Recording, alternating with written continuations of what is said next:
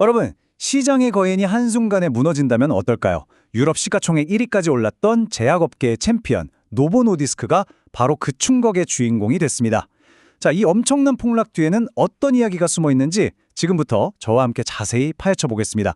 보세요. 비만 치료제 시장을 양분하던 두 거인이죠. 일라이 릴리와 노보 노디스크. 이 두 회사의 희비가 정말 극명하게 갈렸습니다. 한쪽은 하늘 높은 줄 모르고 치솟는데 다른 한쪽은 쉼없이 추락했죠. 대체 무엇이 이 둘의 운명을 이렇게 갈라놓은 걸까요? 이 문장이 오늘 이야기의 핵심을 정확히 꿰뚫고 있습니다. 이번 하락은요, 그냥 일시적인 주가 조정이 아니라는 겁니다. 시장이 비만 치료제에 걸었던 엄청난 기대감, 그 프리미엄이 한순간에 사라지고 있다는, 이건 시장의 근본적인 시각 변화를 알리는 신호탄인 셈이죠. 자, 그럼 대체 무슨 일이 있었던 건지 그 시작부터 한번 들여다보겠습니다. 불과 얼마 전까지만 해도 노보 노디스크는 이 시장에 누구도 넘볼 수 없는 명실상부한 챔피언이었거든요. 네, 바로 이 숫자, 마이너스 17%입니다. 모든 충격은 이 숫자에서 시작됐습니다.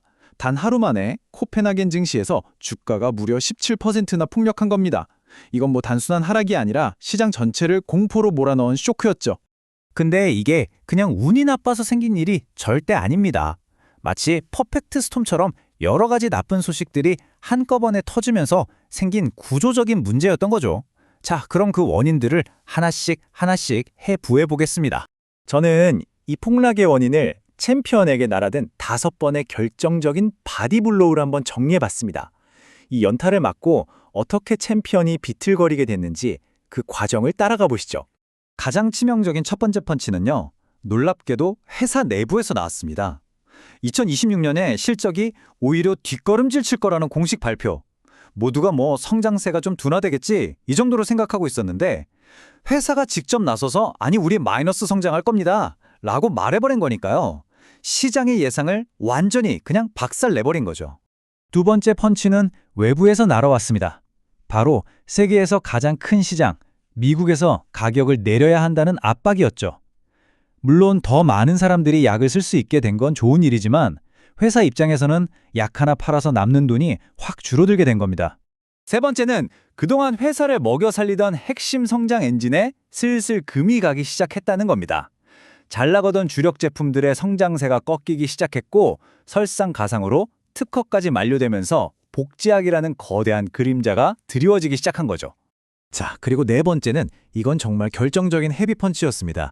경쟁사인 일라이 릴리의 약이 효과가 더 좋다는 데이터가 나온 것도 모자라서 노보 노디스크가 야심차게 준비하던 다음 세대 약물마저 직접 맞붙은 임상시험에서 져버린 거예요. 이건 시장에 정말 엄청난 충격을 줬습니다. 그리고 이 모든 게 합쳐져서 마지막 5번째 결정타를 날립니다. 바로 시장의 인식이 완전히 바뀌어버린 거죠.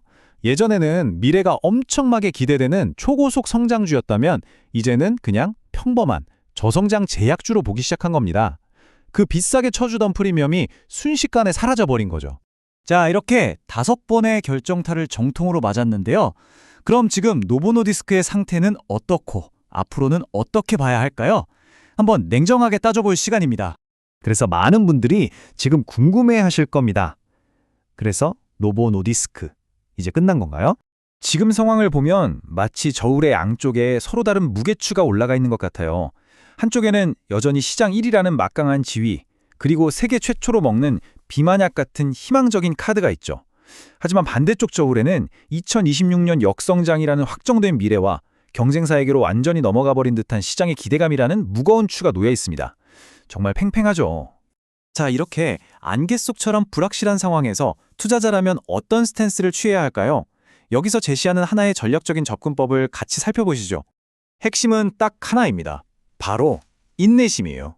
섣불리 뛰어들기보다는 이 변동성이 좀 잠잠해질 때까지 기다리고 실적이 진짜 바닥을 찍는 걸 눈으로 확인한 다음에 확실한 반등 신호가 보일 때 움직이라는 거죠. 이 전략을 시간 순서대로 한번 그려보면 이렇습니다. 2025년은 일단 지켜보는 해, 그리고 2026년, 여기가 정말 중요한데 역성장이 예고된 바로 그 해에 주가가 바닥을 다지는지 확인하는 겁니다. 그리고 나서 2027년 이후에나 플러스 성장으로 돌아설 기미가 보일 때에 재진입을 고려해 볼 수 있다는 흐름입니다. 그럼 우리가 기다려야 하는 그 확실한 반등 신호라는 게 대체 뭘까요? 바로 이 체크리스트를 보시면 됩니다. 예를 들어 안 좋은 실적이 나와도 주가가 더 이상 안 빠진다거나 회사가 전망을 조금이라도 긍정적으로 바꾼다거나 새로 나온 먹는 약 처방 데이터가 폭발적으로 나온다거나 이런 초록불이 하나둘씩 쳐지는 걸 확인해야 한다는 겁니다. 자, 이제 마지막 결론입니다.